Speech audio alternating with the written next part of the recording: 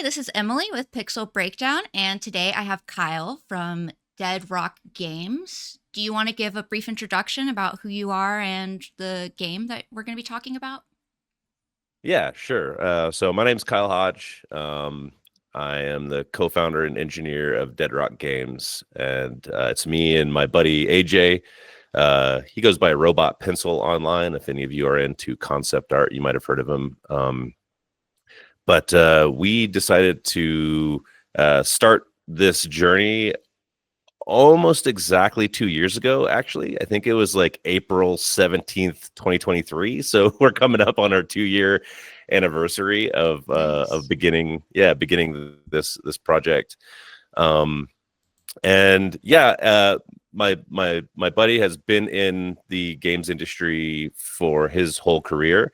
I am new to game development, although I've been a hardcore gamer since I was little. And I've always kind of been into building companies, entrepreneurship, that kind of stuff. Ran a photography studio for most of my professional career.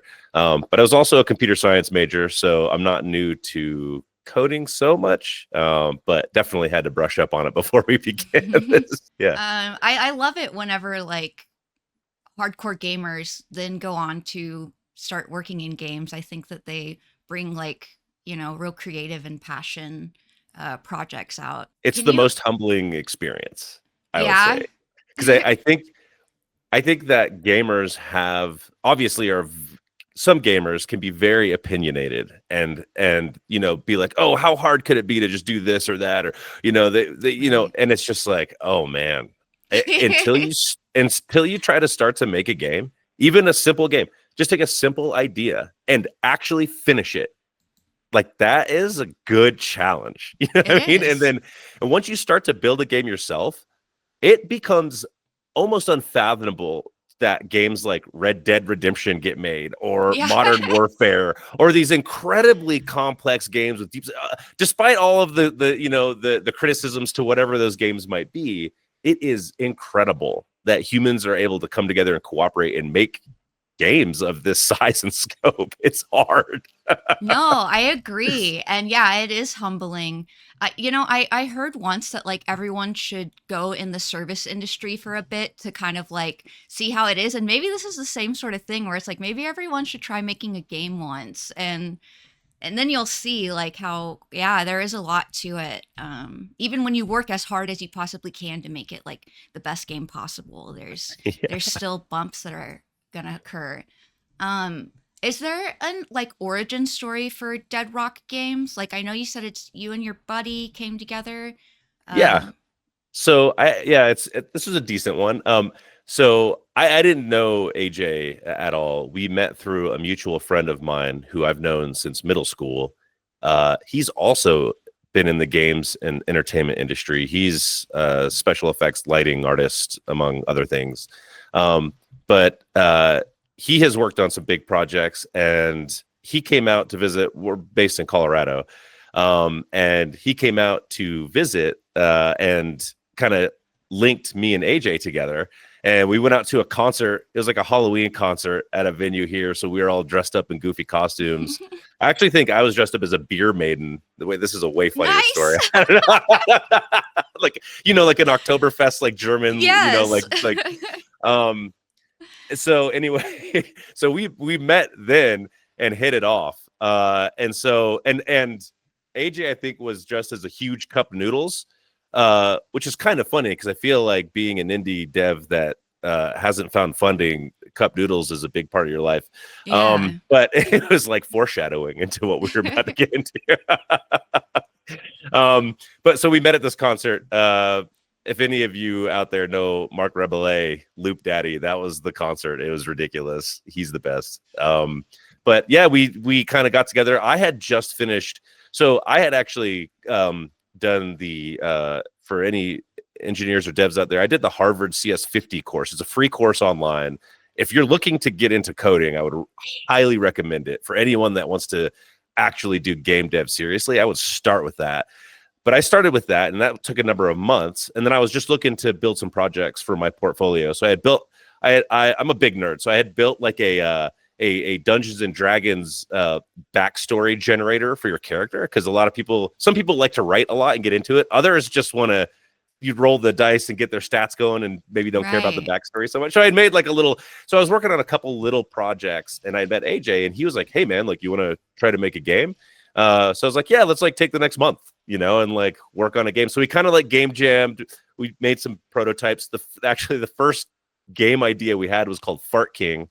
And actually, this is funny. I didn't plan this, but this is the mug I'm drinking out of today. So you can tell the kind of humor that we might have. Yeah. But I got that from my daughters.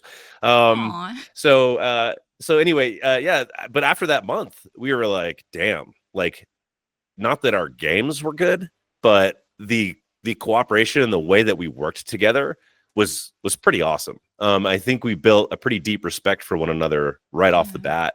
And so then, yeah, after that initial month, I was like, I don't know, man, should we like make a run at this? For real? And AJ had been working for Triple A's. He's worked all over the place, like Blizzard, Riot, all like these huge studios.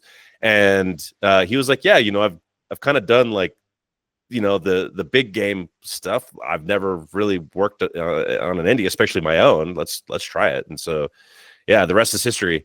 And yeah, it's been crazy. We'll talk more about kind of the whole process as we go through this, but it's really awesome. Really, really glad to have met AJ through my mutual buddy.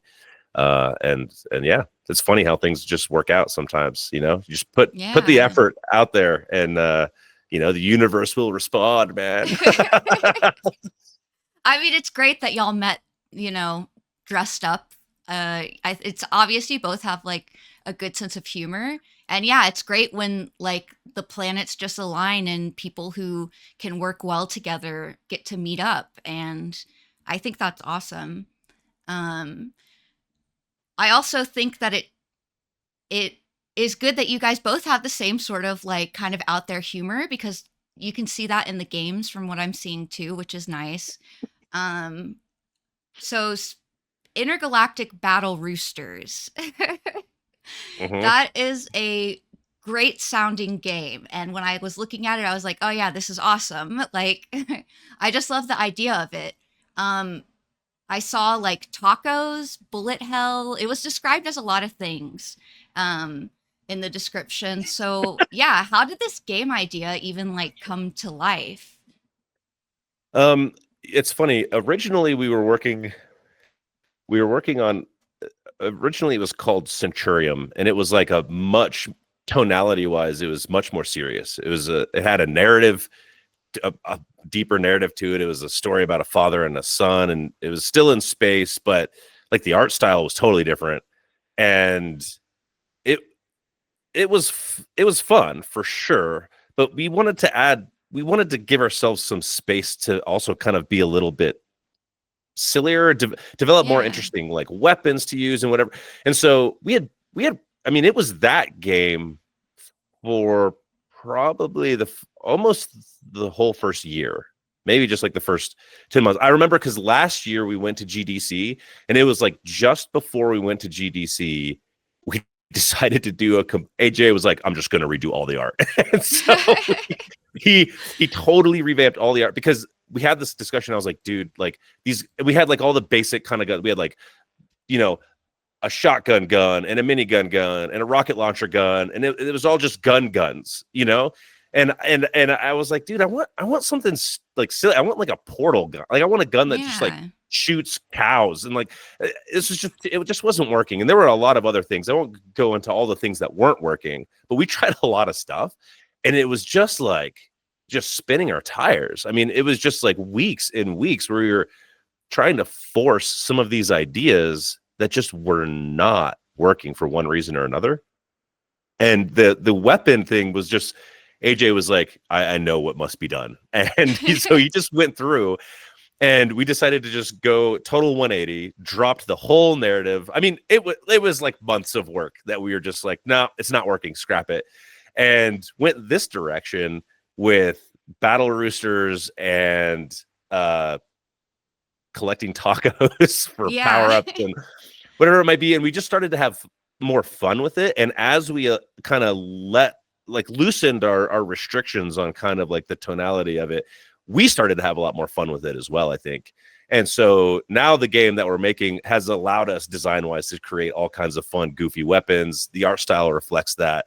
A lot of the things we're throwing into the game now reflect that. And it's become something totally different. But yeah, ultimately it came down to like that one realization that like, man, like this game is just like, and that's fine. There can be good, serious games, but for us, this one just wasn't working. So that's Yeah. where, yeah, that's where the change came from. And yeah, we were thinking like Teenage Mutant Ninja Turtles, Mighty Morphin Power Rangers, like these like long named, cartoon and TV shows from the '90s and early 2000s that we grew up with. And so Intergalactic Battle Roosters, I mean, we Nice. had like just a brainstorming session of all of the, what we could call this new game. And we landed on that and it kind of stuck. So we'll see where it goes.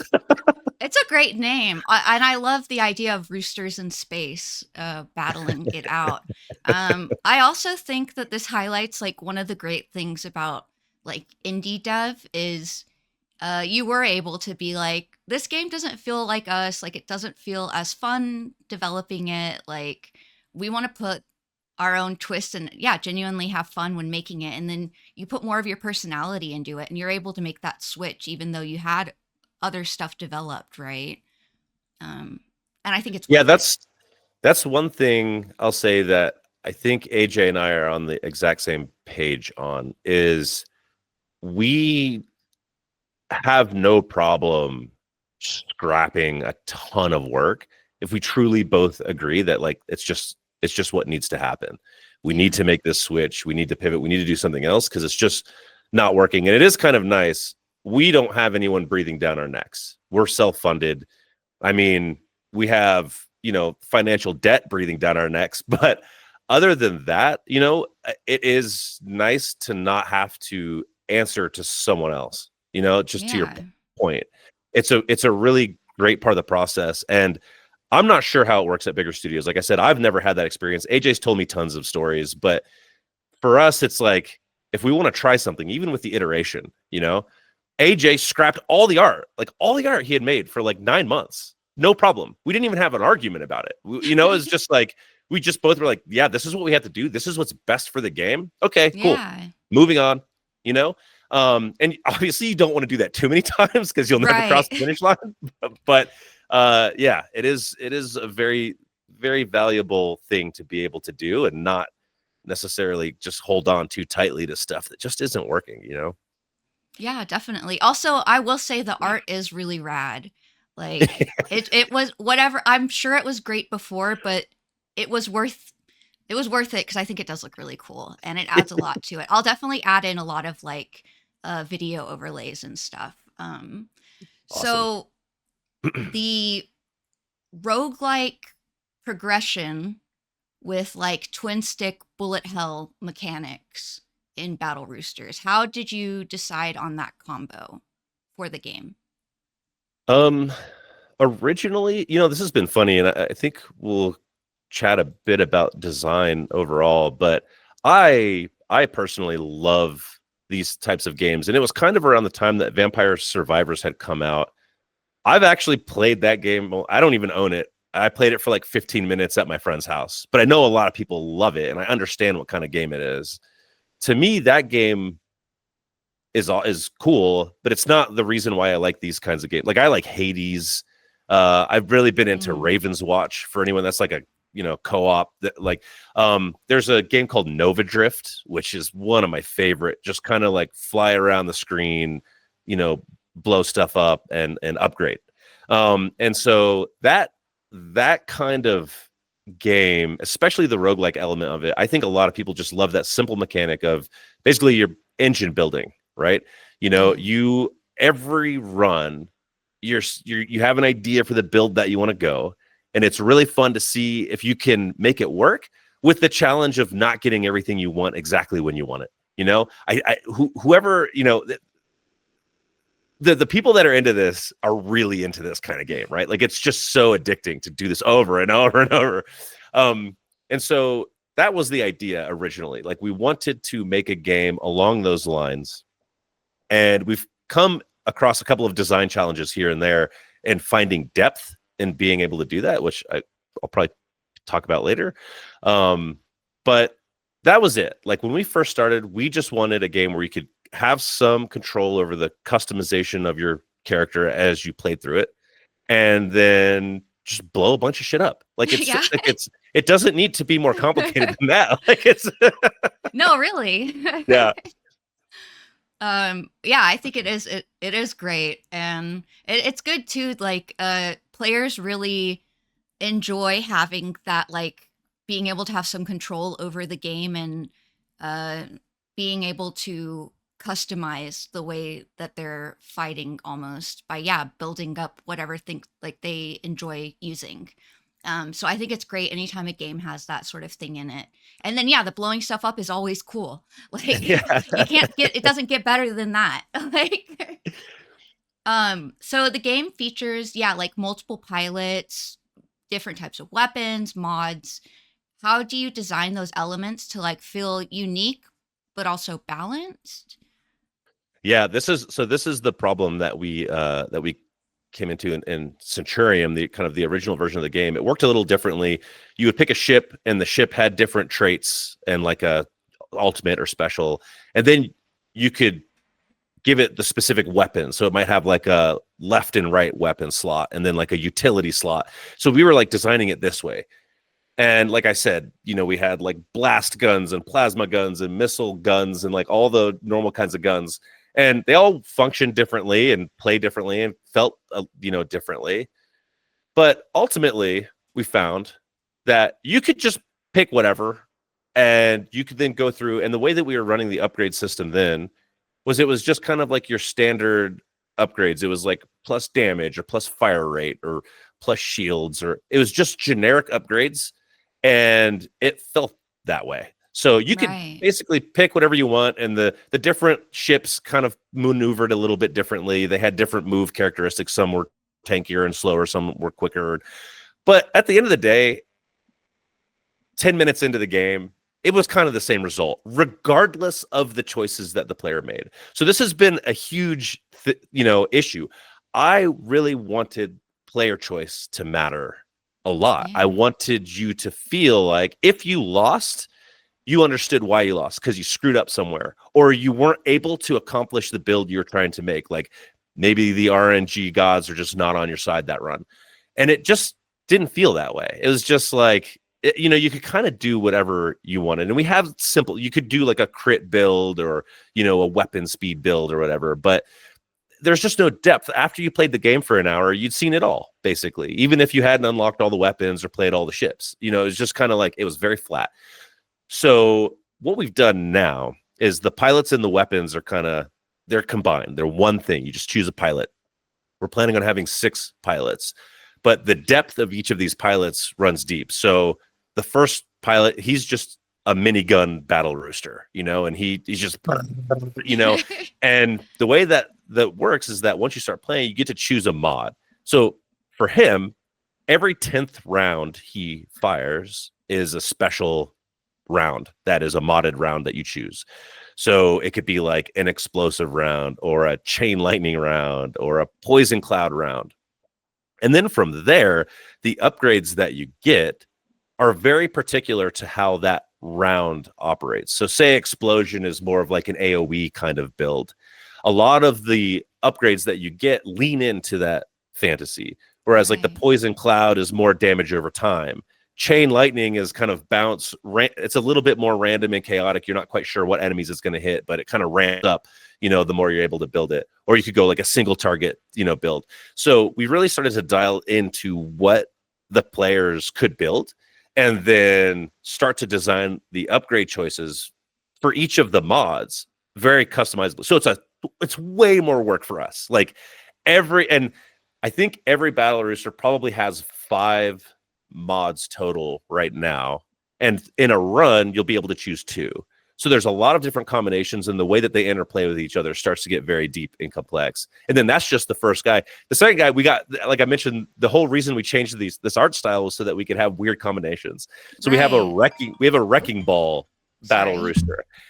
And the wrecking ball is like kind of more like a physics based, so it's just kind of like orbits around them, and depending on how you move, you kind of like, it's like a ball and chain, and Nice. that's his weapon. And then for that, like, we've been working on, have you ever played Katamari Damacy? It's like this, Yes, it's been a it's while. it's where you roll the ball and it picks up like things, as you roll it through the room, and you get bigger and bigger. So that's like one of the mods for the wrecking ball. It's totally so instead of like hitting enemies and kill it, just starts to like collect the enemies and Uh, grow and get bigger and bigger.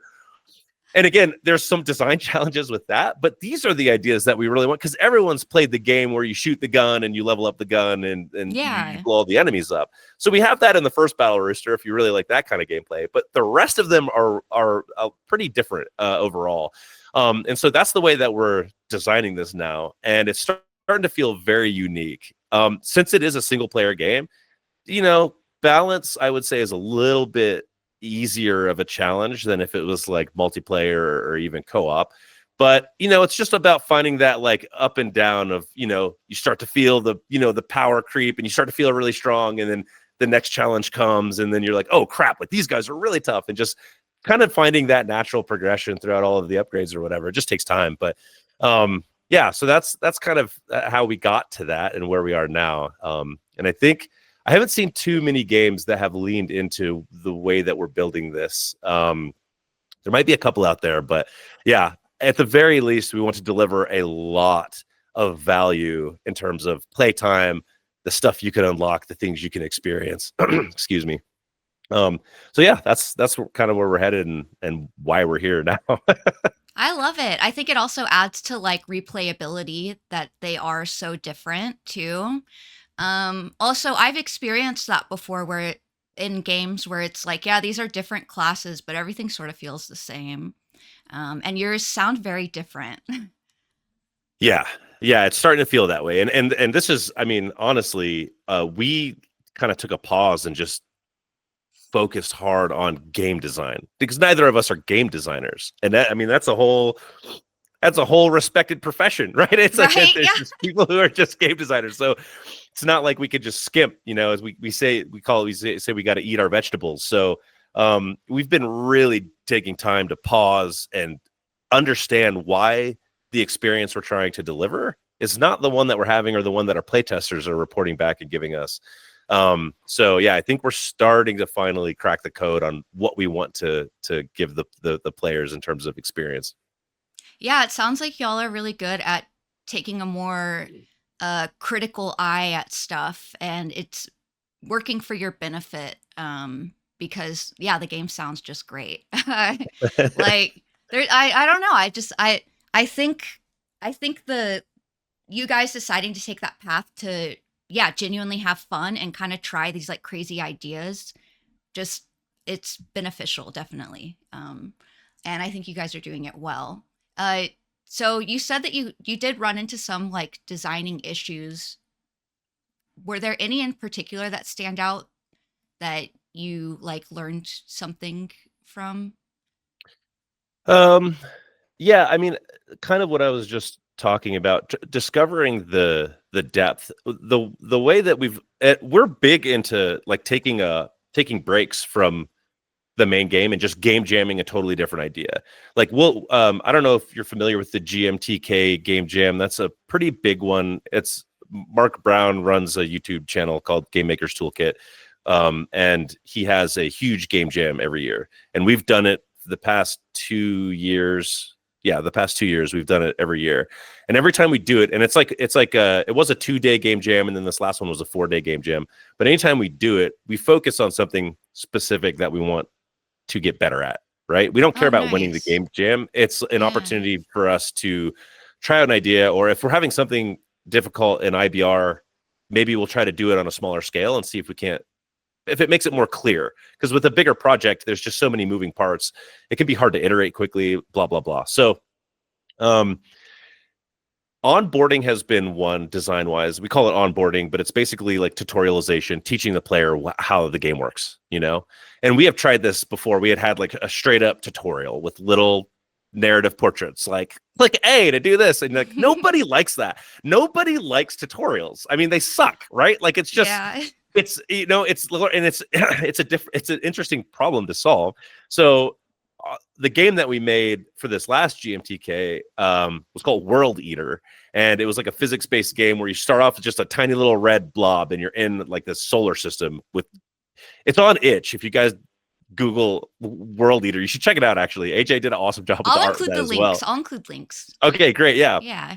But so this is kind of physics game where you just the theme of the game jam was to scale, so you just had to build a game that just kind of changed scale somehow. So you start really small and you start like eating comets, and then you come to planet orbits and you got to eat their moons, and then the planets, and then gas giants, and then stars, blah blah blah. But we didn't want a tutorial for that game. We just wanted to be able to teach the player very quickly and easily how that game works, right? And so that's what we focused on, and we learned a lot from doing that, which we are taking into IBR now in terms of basically allowing the art, the sound effects, the design. Sometimes you have to just teach a player what button to press to do a thing, but Right. sometimes you can also just show that when that happens. So the way that we have our levels and the design of the game now lends itself more to that. There's no tutorial. I'm not saying that this is going to ship like this, because we might have to just suck it up and make a tutorial, but play testers will give us the answers to whether we're being successful or not. So that's one thing. Onboarding is a big one for us to teach players how to play the game without a straight up tutorial. I hate tutorials. So very motivated to not do that.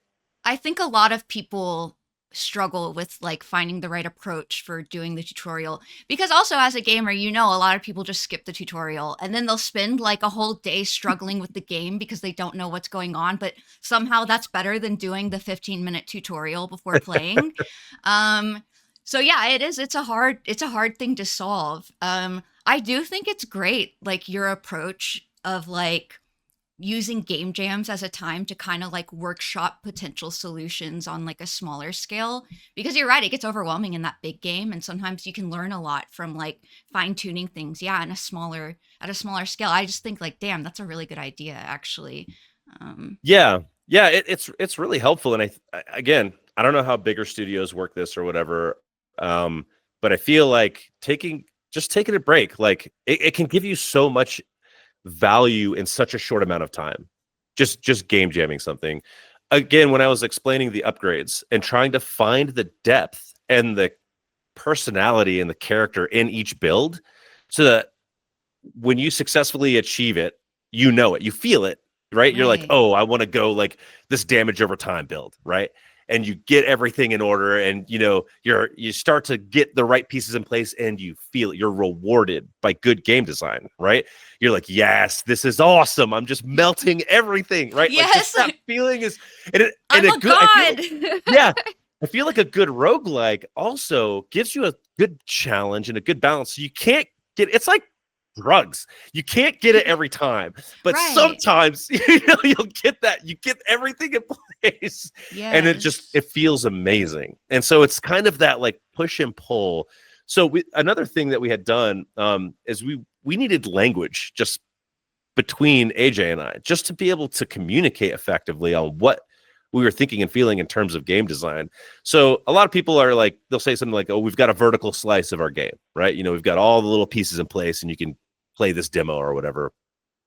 I think that's pretty hard to do realistically, especially a lot of people will use that term if they're like in the indie world, at least looking for funding. Like, hey, we have a vertical slice of our game. We're going to pitch it to so-and-so.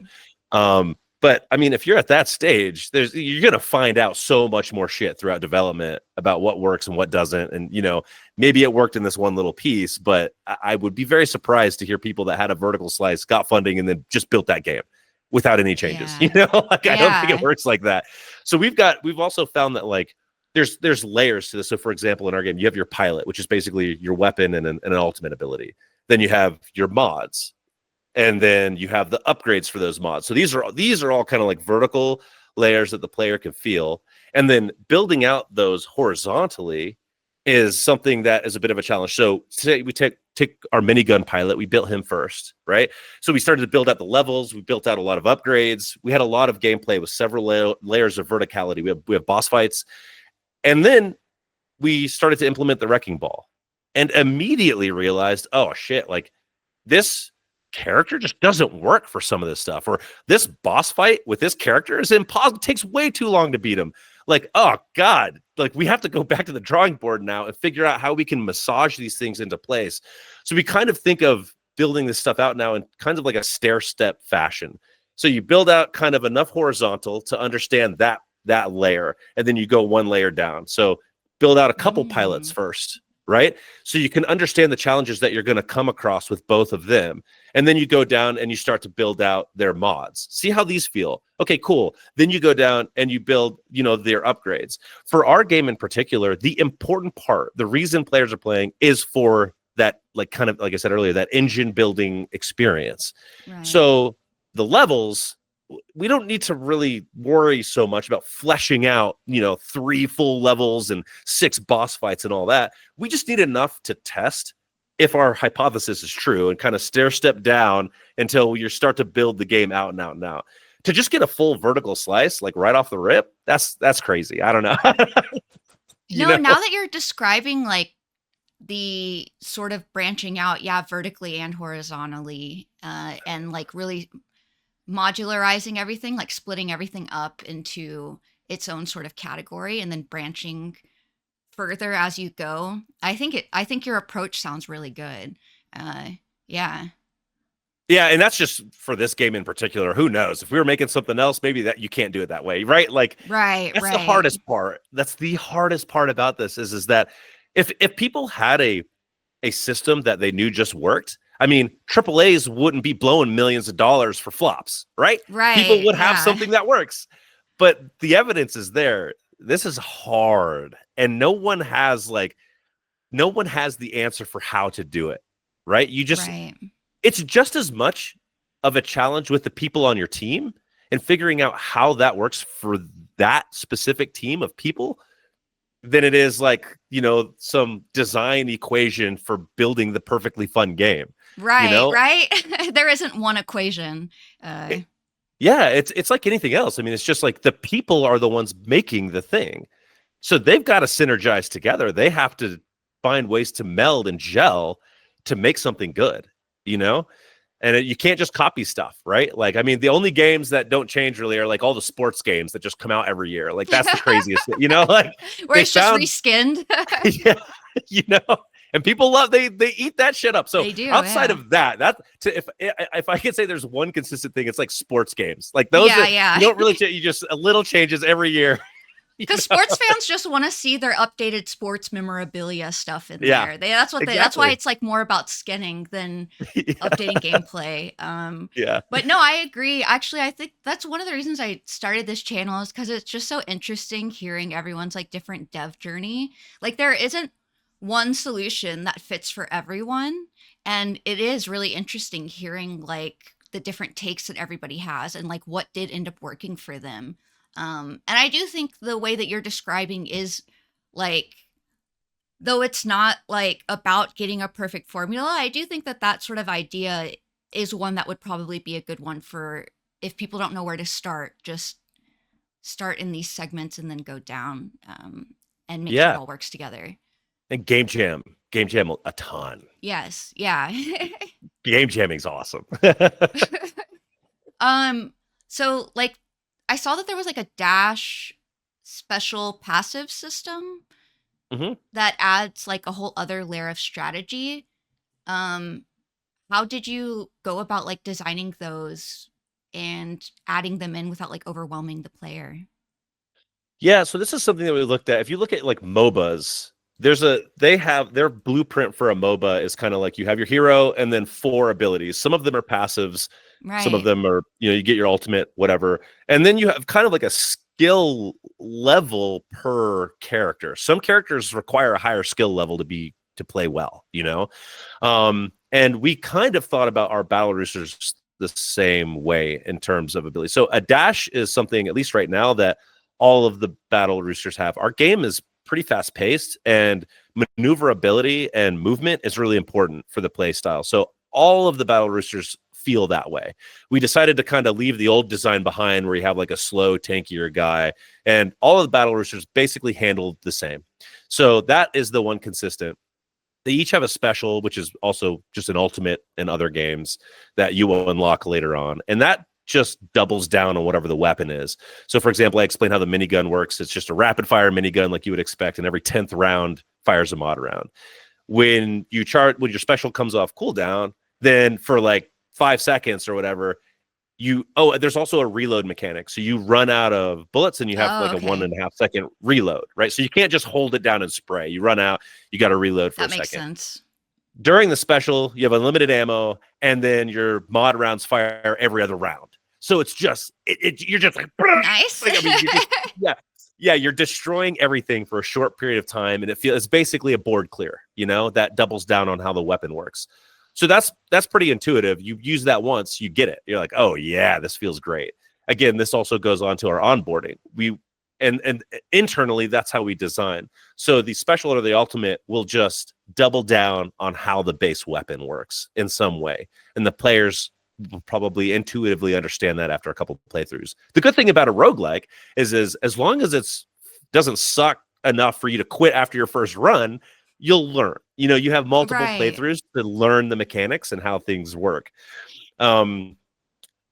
Passives are something that we've gone back and forth on. Right now, we don't have too many passives in the game right now. We've kind of switched out of this design and are leaning more into abilities that you'll be able to unlock or earn later on. So we have another Battle Rooster who's kind of like your melee guy, right? And you Yeah. could get to choose his weapon. So he kind of embodies all the melee characters you've ever played in like fighting games or whatever. You could give him a big weapon that kind of swings slowly but does a bunch of damage, or a small little fast weapon. And he will be probably our highest skill level Battle Rooster. So he'll have parries and dodges and like active dodges. And so he'll have a lot more button presses and APM required to play him well. But for players that are looking for that challenge and enjoy that, hopefully they'll really enjoy that Battle Rooster. Whereas the minigun guy is just kind of more like hold the button down, aim, blow Right. things up, level up. And that's also enjoyable too if you just want to kick your feet up, play through a round with an Yeah. easier guy. So that's how we've designed them. Yeah, we think that system's working. Again, asterisk on all of this because, like I said, we're not afraid to throw out 8 months of work and make drastic changes Right. if we need to. But I think we're on the right path with this stuff right now.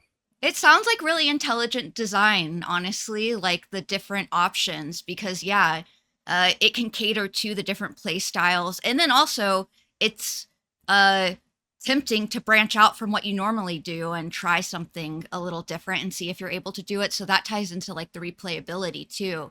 I personally, when I saw how like chaotic your game is, I would love to see someone streaming doing the like melee like fighter, because Yeah. that does sound very skill oriented. Like not it's not, yeah, I don't know. That sounds crazy to me. I would definitely watch that.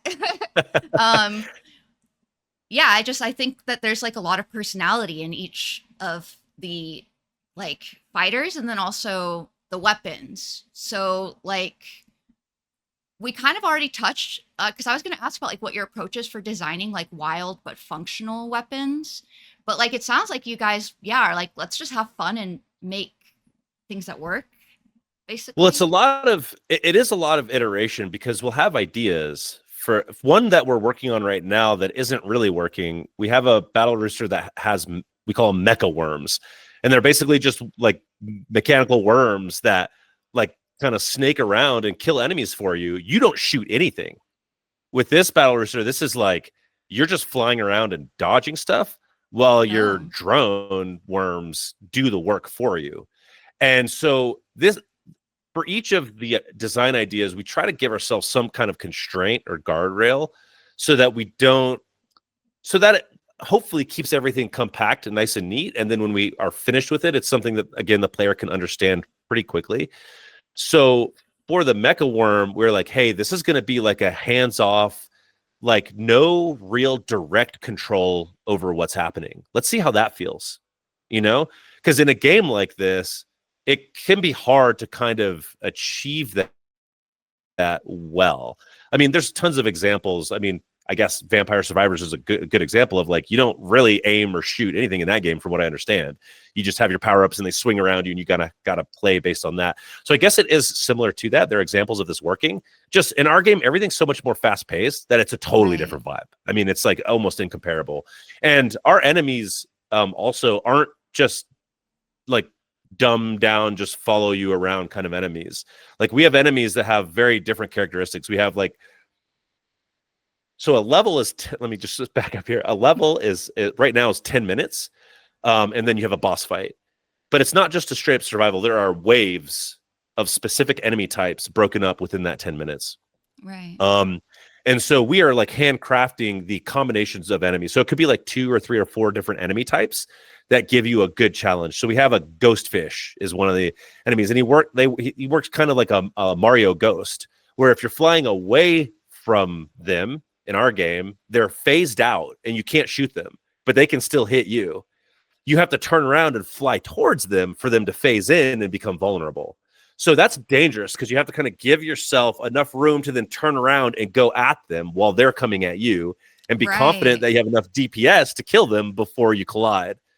And then we've comboed them with we have a octopus that has little knives in its hands and its tentacles. We call him the octo slicer, and they kind of float after you. But when they get into a certain radius, they like enrage and speed up, and they're like trying to slice you up. So the combination of the ghost fish and the octo slicers is really annoying because you got to kind of fly away and then come at them. Meanwhile, the octo slicers are now speeding up and coming at you, and they're a little tankier. And so it offers this like back and forth play to kind of solve this specific wave of enemies, you know? And so when we're, oh God, I've really gone on a tangent here. No, I like it. So like with a battle rooster like the mecha worm, it's hard to solve these kinds of design problems that work really well with everyone else. But the mecha worm, it's becoming very challenging to like overcome that specific wave. What Right. can we do to give the player maybe a little bit of input so that this still feels fun, but still remains within our design constraint of like pretty hands-off play style in terms of what the mecha worm does?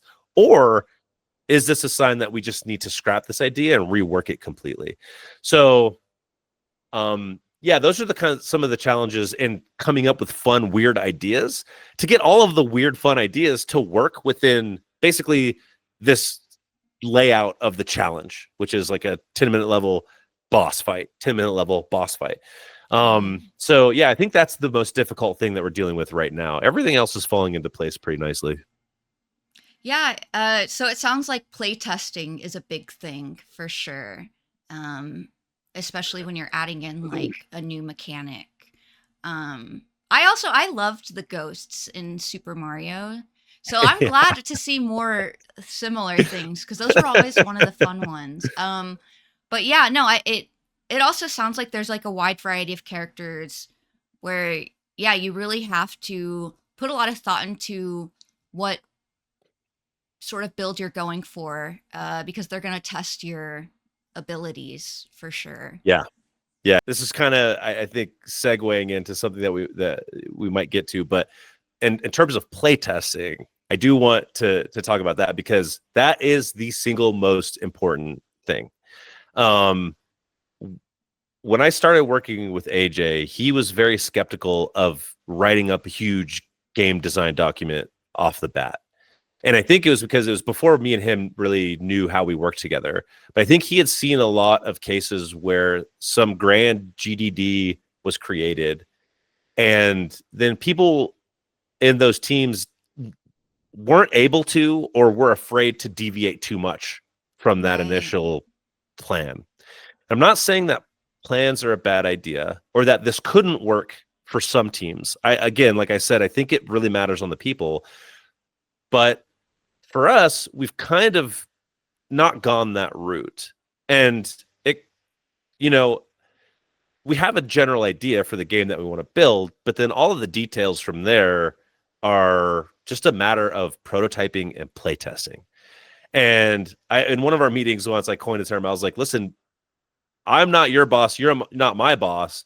Like, how do we know what to do next without someone telling us what to do? And I was like, you know what? We do have a boss, actually. and it's the playtest. The playtest is our boss. It tells us what to do, as long as we can correctly analyze the information. And that's kind of been like a term that we use for ourselves. It's Playtest is the like boss. the playtest is the boss. We'll have a brainstorming session for a new Battle Rooster or whatever. We'll throw all these ideas out there. We'll be so happy with our little ideas. But then AJ and I will just be like, well, we got to show it to the boss, and then Yeah. we'll know if this works. So we never go too far down kind of the planning route. Right now, we're working on a kind of a restructuring of the upgrades, and I'm implementing those. And I put a lot of work into the design part of it. But again, these are just my best guesses based on how I know the game works and how everything interlocks and interplays. But I was like, dude, it's either going to work or it's not going to work. And depending on the information that we get from the playtest, then we'll know how to change this or rework it or whatever it is. But yeah, again, I don't know how most other people do it, but that's kind of our strategy. But playtests are the single most important thing. Like, if I had to say there's one important thing to focus on, it's playtesting, and playtesting often. If you're going months without playtesting your game, yikes. I would just be like, slippery slope. Yeah, because it's not just for finding bugs, but also, yeah, even just testing that the core mechanics all feel comfy to use or that things work right. Oh, yeah, and that it's fun. I mean, it's a game. Yeah. Yeah, so I would say that. I would say, yeah. I mean, even just like playtesting simple ideas, just pen and paper ideas. Like, I remember watching a GDC talk once, and there was a game designer. I forget his name, but he was just saying something like, it was a good game design exercise to just be like, hey, like, how many games can I come up with just like a few dice? Like, what kind of dice games can I create? Or a pack of cards. How many games are there in a deck of cards that people play? I mean, there's so many games you can make with that. Try that, try to do that out, and then find out real quick that, either you got lucky or, most ideas are not fun just from the first idea, right? Like, you got to work it and iterate. Point. So yeah, that's a good point. I also like that idea, or that sort of like thought of, seeing how many ideas you come up with. Even just to like flex your creativity muscles a little. Yeah, totally. Can you give like an example of a weird like mod or combo that turned out to be surprisingly powerful and also hilarious? Yeah. I think so we've prototyped a lot of these. I think the one I mentioned earlier, the AJ had prototyped the wrecking ball with like the Katamari Damacy mod that picks enemies up. That one, I'm still not sure how we're gonna get to make it work, but it's really fun and hilarious. So I'm very motivated to like be able to have that in the game. Other than that, I mean, yeah, hilarious. I don't know. I feel like a lot of the really silly ideas that we've had have been hilarious, or bugs, to be honest. There's been more hilarious bugs than anything else. Oh, really? Yeah. I always love when people show the bugs that they've had, the like really wonky ones. But yeah, I don't know. Not too much to note on that there.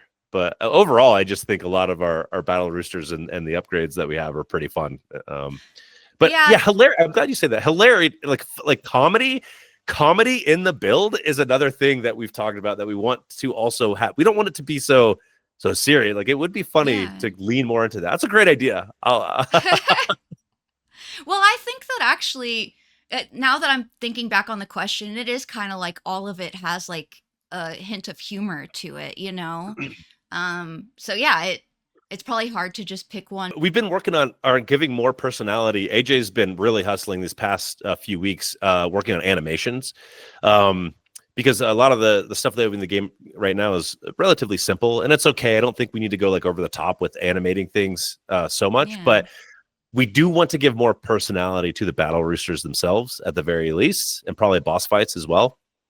But he just did one yesterday that he sent me that I could share to you. You could probably overlay it here please. Now, where it's the minigun Battle Rooster, but he's having a hard time like getting the minigun to turn on. He's like jiggling a thing and then doing it, and then it starts to shoot, and it's like, yes, this is the personality that we need, because these battle roosters should feel like awesome. But another game is Battletoads. If you ever played that, No. Battletoads was like a Streets of Rage, like beat 'em up, kind of side scroller co-op game. But those guys were like over the top, the heroes, but also kind of silly and cartoony and whatever. And so, yeah, I'll send you that test animation. It's just like a sketch Please animation, but do. Yeah. there's a I love the ton of sounds of it. personality in it. That Yeah, sounds like yeah, something that yeah, would happen to me, so I relate to that. I also think this sounds like there will be really funny gifs that come out of the game, for yeah. sure. Hopefully. um, so what would? Oh yeah, I am curious. So I'm kind of shifting over to more like text questions. So what game engine do you develop in, and is there a particular reason why you've chosen to use that one? Ugh, man, okay. Do I just answer your question or do I go on a rant? Go on a I rant. think yeah. Game engines don't matter. Okay. Like, I don't care what game engine a game is made in. I don't think most players care what game engine a No. game is made in, right? And I think this is something that devs talk about and like to complain about because there's a lot to complain about because you use it every day. And so any little nitpicky thing is going to annoy you. With that being said, so I mentioned at the beginning, I was a photographer. Right. And the thing that would annoy me the most is when I would show people some photos and they're like, "Oh, wow, these photos are incredible. What camera did you use?" It's Right. like, it doesn't matter what camera I use. The camera is a tool for me to express this art form and Right. do it well. I have to understand light. I have to understand composition. I have to understand values. I have to understand my equipment. Which lens should I use? Whatever. But the camera itself, give me an iPhone. I'll shoot an awesome photo for you because I understand Yeah. the basics. And so when people ask about what engine people use to make games, it doesn't matter. That's not the engine is never what makes the game great. It truly is just a tool to solve whatever problem for whatever game you're trying to make. So I do Yeah. think that there are good decisions you can make in terms of an engine does matter for the tool that you're using it for or the game you're trying to create. But otherwise, it doesn't matter. Now, with that being said, I will tell you what engine we're using because Okay. we're using a little known engine called Construct. Oh. And it's actually JavaScript based.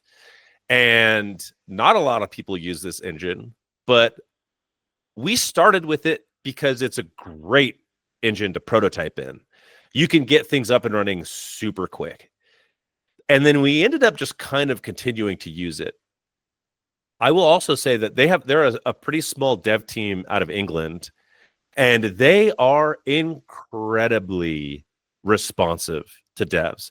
I have personally emailed the lead engineer, and he has responded to me, and then in the next beta build, fixed the problem I was having. You're Yeah, that's not going to get crazy. that it is crazy. You're not going to get that kind of support if you're a small two-man indie studio working with Unreal or Unity or even Game Maker or any of these things. Now, maybe you will. I mean, I don't want to shoot their support down, but they're so big, right? Like they have support reps that work with big studios to help them solve their problems. I don't Well, I bet they were more know. hands-on though, even at the beginning too, right? They Like, might be. Yeah. because this is the first time hearing of this engine actually. Yeah. So they might be, yeah, servicing or yeah, fewer devs are using it, so they're kind of more prone to responding, right? That's true. Yes. Yeah. Um, I will say that so the reason that we started using it is similar to like Game Maker or some of these other ones, or even just like Blueprints and Unreal. They have like a no code like solution called event sheets that you can kind of plug things in and get things stood up. It's great because AJ, he can code a bit, but he can also just like prototype stuff for us. So we were Oh, like going cool. through a process of wanting to create more enemy types. And and also with the Battle Roosters themselves. And he's able to get stood up very simple prototypes very quickly that we can play test, because that's all we need. We just need to play test something quickly to know what direction to go. And so it's great if I'm having to do like heavy lifting, like restructuring architecture or a big refactor, like, hey man, like it's going to take me like a week or two to like redo this thing that I need to do. He doesn't need to just be sitting there twiddling his thumbs or doing art, but like maybe we don't need a ton of art yet right now. You know what I mean? Like, so it helps with the collaborative aspect of things. Yeah. Again, different tools for different teams. It totally matters the skill set that your team has. For us, it works super well. Would we continue using it for another game? Maybe. I think I would also like to explore Godot. I feel like there's a really supportive community there, and I feel like that whole project seems really impressive to me. And I think AJ and I will probably keep making 2D games. So Godot would be a really solid engine for that. We did a little break. We have another idea for our second game, and over kind of like the Christmas break, I got a Perf4 server set up and running, and we dipped into Unreal. AJ's used Unreal a lot just through Oh, his yeah. career. And so we set up like a simple prototype in Unreal and got some things going there. But I was not convinced that as a two-man team, we were going to be able to do a really good job executing on a 3D game, just with everything that's involved with that, rigging and modeling and the whole thing. But, you know, if we were going to make a 3D game, we would probably switch to Unreal for sure, just because I think it's a better tool. But that's really all I have to say about engines. Well, I'll say I disagree. Like I agree like when you're saying that like engines don't matter. I agree that the player probably doesn't care what engines the game is made in. Two, you're right that it is a tool, right? Like I can see when you're like, you know, doing when people ask you about like, oh, what camera did you use? I think some people ask that because they're like, oh, if you did it with that camera, I can do it with that camera. And it's like, no, there's a lot more that goes into it, right? But that being said, it is also relevant in that situation because it's like, oh, let me just know like what camera it is that you use because it's nice to take note of a camera that I know for sure works, right? Right. Like because I'm sure before you purchase a camera, you look at the specs and you look at stuff online as to what it can do. That falls in the same vein.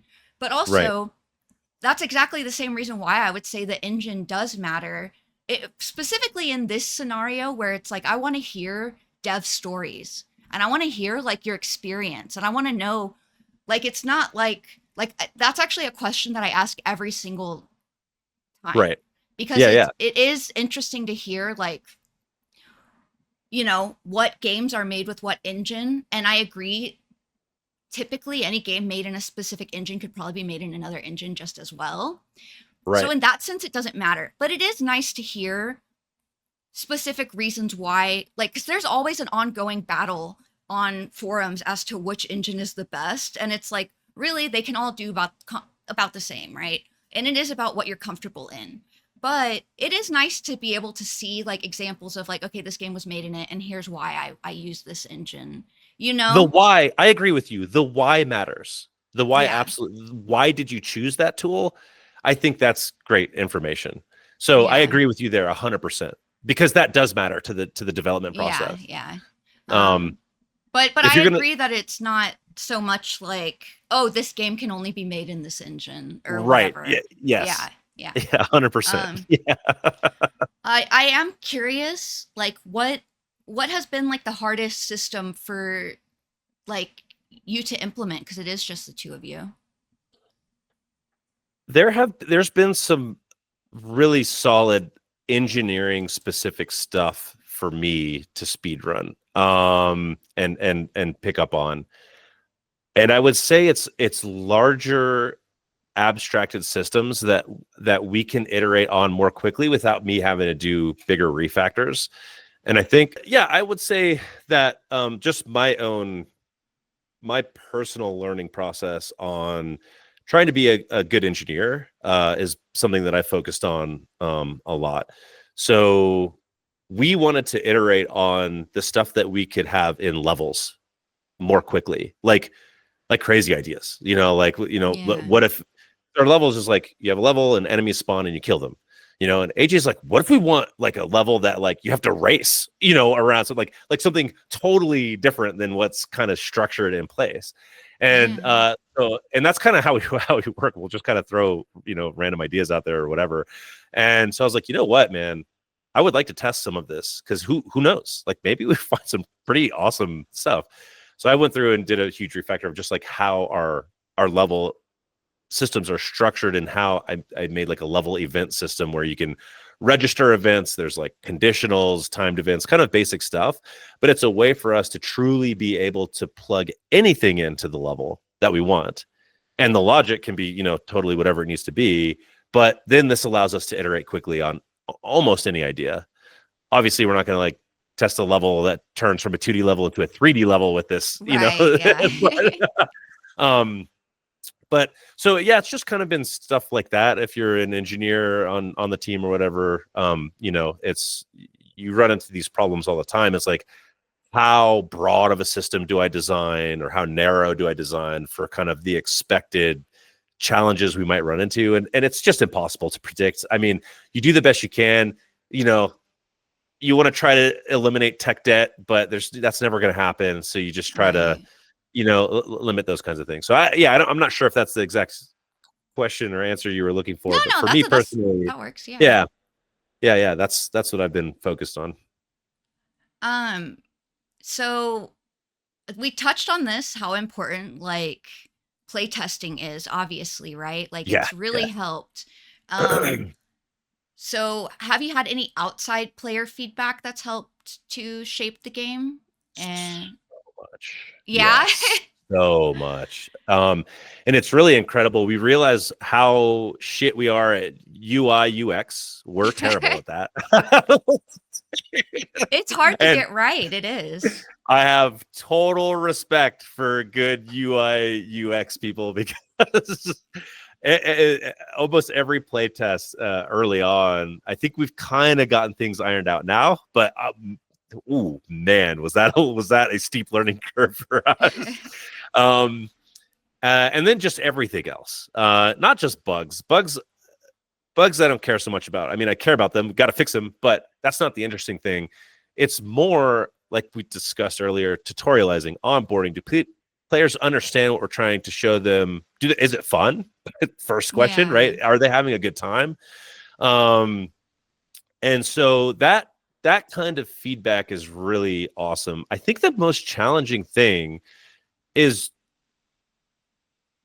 is figuring out what a player's actually trying to tell you, because they might be like, oh, I didn't really like, I didn't notice that there were explosions, they weren't big enough, or I didn't. And it's like, okay, is that, are the explosions actually not big enough, or is it the colors?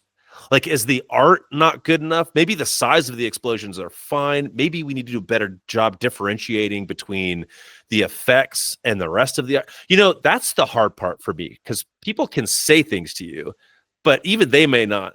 They'll just it's kind of like going to a doctor. It's like, hey, I have these symptoms, but what is the actual core issue?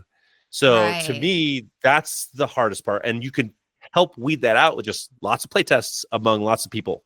And then you kind of see the same thing start to bubble to the surface. And then you can kind of get your answers from that, is what I would say. I don't, yeah. Yeah. No, I mean that's true. And a lot of times players aren't able to articulate why the reason why something isn't working, but they can just tell something isn't working. Yes. Or if you're Yeah. watching, like I've discussed this before, like yeah, the value of like watching them play your game, because then you can catch things that they don't even realize that they're missing, right? Um, but yeah, I agree. It's important information that you just have to figure out how to use it properly. Yeah, Yeah. totally. But it's the Uh, most important information. no, absolutely. Right? Yeah. Like it's, Agreed.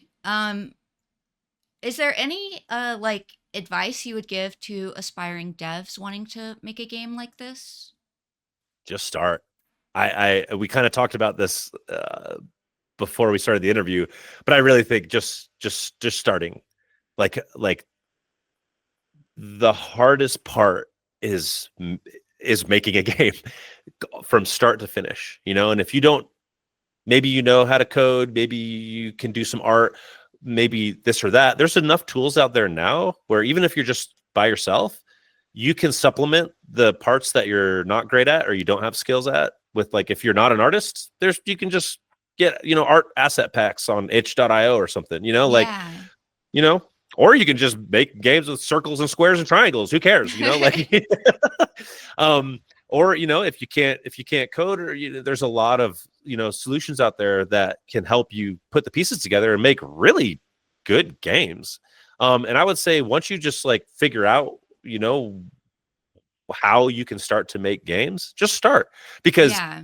how you make games is going to be different from how I make games or from how someone else makes games, but you can still make great games and be very successful. I feel like game design is also a practice of looking internally and figuring out how you work and how you think and finding shortcuts to try to get to the end result a little bit quicker. But yeah, if you want to make games, I would say just start. And I think that's the best advice, definitely. That's the yeah, advice I would give too. Just start it. Just do it. yeah, do game jams. Game jams are Yeah, awesome. yeah. If you don't know, itch.io has lots of game jams for those who don't know. Like every week. Like Yeah. you could do a game jam every week for the whole year if you wanted to. For real. It's crazy how many there are now that everything's Yeah. online only mostly. Yeah. But yeah, I think that's great advice. Oh, I will also say this, sorry, but in game jams too, usually for bigger game jams, it's an awesome opportunity to meet other people. So for that game jam that we did before, World Eater, that I mentioned, the music for that game was some dude in Norway that we met in the Discord, because Oh, cool. neither AJ or I do music. And by the way, if you like our project and you do music, hit me up, because we're looking for someone to help us with music. But we found this guy who was just kind of like, hey, like, I make music. Anybody want music for their game? And I talked to him and we went back and forth. Awesome attitude, made a killer track for the Game Jam game. And it's just like, it's an awesome way to meet genuine people out there that want to be involved in games. That's the thing I love about indie game dev. Most of the people that are here want to be here and they're really passionate about it. And Yeah. it's just so awesome to have like a community of people like this that just really enjoy what they're doing. Right at the core, people sacrifice so much to be an indie game dev in a lot of cases, and it's because it's their passion, and it's beautiful. It's awesome. So yeah, just Yeah. start, and then if you're on your own, you don't have anyone else that you want to make games with, game jams can also help you find other people who are like-minded. That's a really good point for sure. Because game jams also, everyone there is obviously willing to work on a project with a random group, probably. So yeah, I think that's actually really good advice, because I've seen a lot of posts from like on Reddit randomly where it's like, how do I find people to work on this with? And I think you're right. A game jam, getting involved in that sort of thing is a great way to network. Yeah, Um, absolutely. okay, my last like real question, and then I have a couple short form questions. Um, what's the one thing that you hope players take away from their experience playing your game? I hope that it offers just hours of hilarious and enjoyable content. I hope it's that game where it's like you're thinking about it the next day after you played it and you just want to get in one more run, Yeah. or detrimentally in some cases, oh, I got to get up for work tomorrow or whatever, but just one more run. If we could achieve that feeling, that would be awesome. I'm not going to say I won't care how many sales we would get, but if it happens to be a really great game and it doesn't even really perform that well, I will feel very satisfied. That's what I want to deliver to the player as the experience, I would say. Yeah, 'Cause I that's could see great, that. Yeah. Yeah. It is like, it is a funny game. Like, I could definitely see someone even just the next day being like, did I shoot someone with that weird kind of gun, or like what Yeah. was that? um so yeah. So my two short form questions, and I think I already know your answer to this first one. But like, yeah, if you have 30 seconds to give advice to someone looking to get into like indie games, what would you tell them? Yeah, I would say just start now. Don't don't get bogged down by any of the things you think you maybe should be doing, or like you have to create some grand game design document and figure everything out before you start making the game, or oh, I Yeah. don't know how to code, I don't know how to do art. Just start. Find a way to start. There are a lot of tools out there to help you with whatever your skill set is. And the sooner you start, the sooner you'll be making games. And it's really exciting. And just make something simple. Make the first game simple and just make it. Yeah. Yeah, that's great advice. And then my last question is, if you had to summarize the indie game dev experience in 3 words, what would they be? Really fucking awesome. Yours might be the first completely just optimistic, happy answer I've gotten.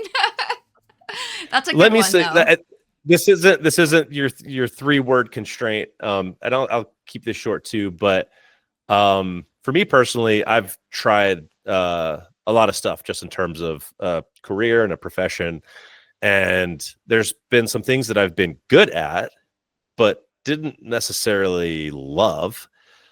And then, we all live in the real world. Sometimes you just got to do stuff because you got to pay your bills. Right. But this is the first thing that I've done that I seriously love waking up in the morning and getting to work on this project. Um, and I've had moments of that, here and there where I'm really into something, but this is by far the thing that's lasted the longest. Like I said, we're a couple years in now, and I'm just as excited about this as I was on day one. So yeah, I really enjoy it. There's ups and downs. It can be very frustrating, but it's my favorite thing I've ever done by far. Yeah. No, I think that's great. Um, it does sound like you've tried a few different things. Like, you're one of those people who has like kind of just a creative mindset in general. But yeah, I think that games are definitely something. It's like an art form, and yeah, it's great that if you enjoy it, you really enjoy it. Like, um, so yeah, And like I said, I don't think I'm unique at all in this industry. I think almost everyone that's in game development feels this way because it's yeah, so it's so satisfying too when the pieces start to come together and you're like, oh, it's great. It's just great. yeah. It's a wonderful feeling. Agreed. Um, so yeah, that's all the questions I had for you. I Awesome. really appreciate you coming on, and I will definitely be adding links to everything. You've mentioned a few things. I'll have links for everything. I Cool. definitely recommend people go follow and check it out and see what's going on. I want to see where this game goes, and then also what like your next sort of venture is. So yeah, Yeah. And thank you very much, Emily. I really appreciate all your hard work putting this all together. It's really awesome thank to you. give this give a platform for indie devs to just talk about their experience and stuff because it's really rewarding, and I think a lot of people will be into this. So thank you so much. Thank you. I appreciate that. So yeah, Yeah. links will be below. Everyone go follow. And yeah. So yeah, Okay. that's it. Cheers. So I will okay.